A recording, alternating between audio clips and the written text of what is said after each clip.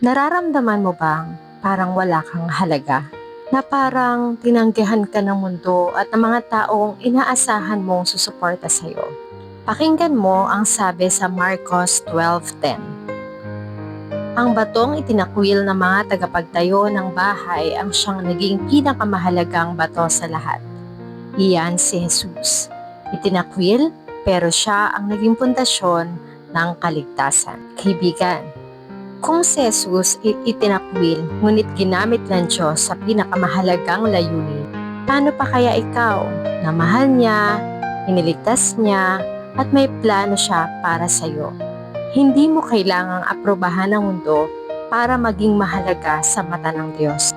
Sa pananampalataya kay Kristo, ginagawang makabuluhan ang buhay mo. Hindi dahil sa tingin ng iba, kundi dahil sa layunin ng Diyos. Kaya huwag kang mawalang ng pag-asa. Bumalik ka sa Kanya. Tumayo ka sa katotohanang hindi ka basura. Ikaw ay binibigyang saysay ng Diyos. I-share mo ito kung may kakilala kang kailangang marinig na ang itinakwil ng tao ay kayang gamitin ng Diyos para sa Kanyang kalwalhatian.